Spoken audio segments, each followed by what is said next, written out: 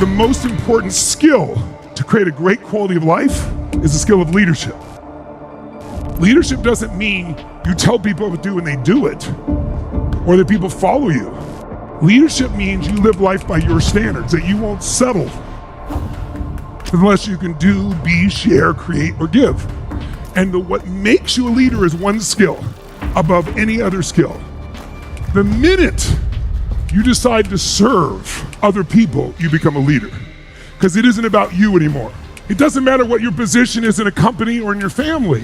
The decision to truly serve, where it's not about you, gives you an energy and a power that most people don't have. But then the second thing is there's a skill to leadership.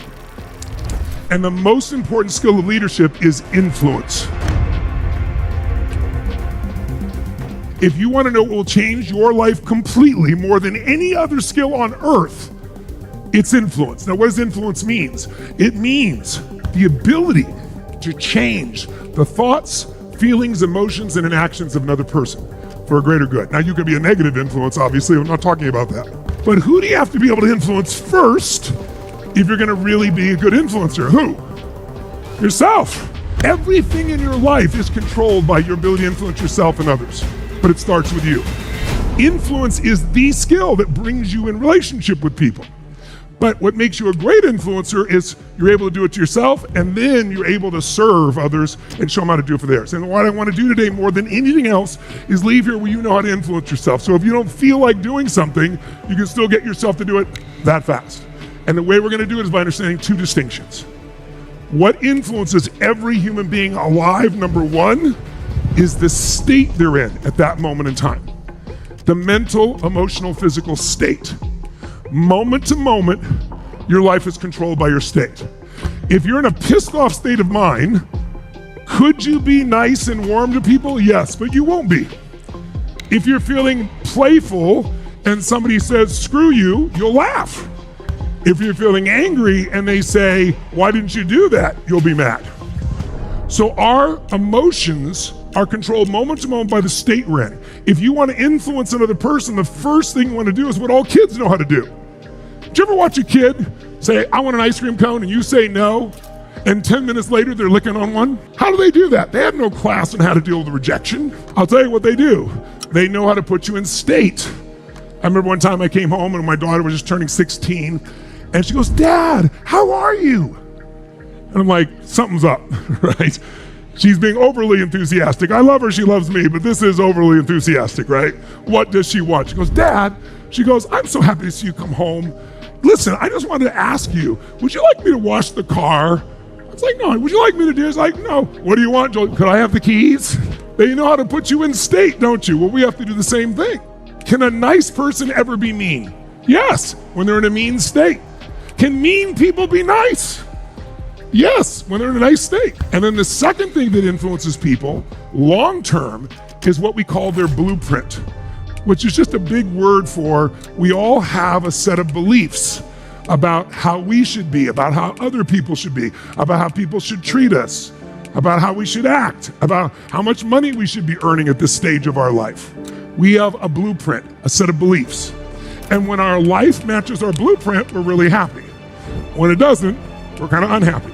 But you can change your blueprint, but if you don't change your state moment to moment, you still won't be happy. So we're gonna focus on state here. We'll touch a little bit of blueprint. When I do my 4 days, we show you how to rewire your whole blueprint.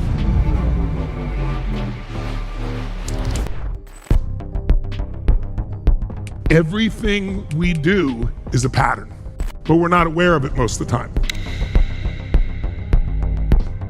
How many of you, for example, have something you want to change, you promise yourself to change, and you still haven't changed it? So why not? Well, because the pattern gets caught up in us and we start thinking we are this pattern. If you overeat, you don't know if you eat every moment. You overeat when you're bored, or you overeat when you're feeling lonely, or you overeat when you feel really stressed. If you smoke, same thing. You don't do it every moment. There's an emotional state that triggers it. And every emotion you feel is controlled by patterns inside you. And when I began to understand this, it became very easy to change myself because it wasn't this invisible force controlling me. It wasn't willpower. It was like, oh, these are the triggers that make me go. How many of you have a tone of voice that someone can use or a look in their face that they give it to you and you get a little upset? That's a trigger. How many of you have a certain tone of voice or something that excites you when you meet someone of the opposite sex at certain triggers, right? So we all have triggers, but we can shift those triggers. We can shape those triggers. And when I started to learn how to do that, everything changed. But then not only could I help me, but then I could help just about anybody else. After the years got better, I started getting the call from the biggest in the world, the greatest athletes in the world. I remember the first time Serena Williams called and she couldn't get herself on the tennis court in New York. And they called everybody, nobody do it, and they called me in. And I had to find the way to get her in state and change everything that couldn't change. I'd never done it before, but I had to succeed because otherwise everybody in the world would know I failed. That's a helpful tool. Sometimes it's nice not to have a net because you'll find a way. And then I figured that out. And then sure enough, I started working with people who are suicidal. And knock on wood, I've never lost one in 47 years. Even the most extreme behavior is a pattern. Why would someone try to commit suicide? There's only one reason. They believe living is more painful than dying. But if you change that and you unleash their imagination of dying or taking your own life could be painful for eternity or whatever is inside their head, they're not going to take their life. So I learned these tools. And then after a while, true story, I got a call from the President of the United States, President Clinton. So I was just 30 years old, and he says, Tony, they're going to impeach me in the morning. What should I do? They're going to impeach me in the morning. What should I do? I'm 31 years old. I go, could you call me sooner? It's like, it's tomorrow morning. But because I had to figure it out, I did. And figured out what to do to turn them around. So I get up and do that. The whole world stayed in their houses. Well, what did that do? It created a pattern that was even more sedentary than normal modern life, even lower energy. And it's been hard. Now people don't even want to go to work in some countries. In my country, people don't even want to go to work. Why should I come to the office? Well, because it's your job. Because that's how you earn money. Well, the government will just send me money. In my country, there are young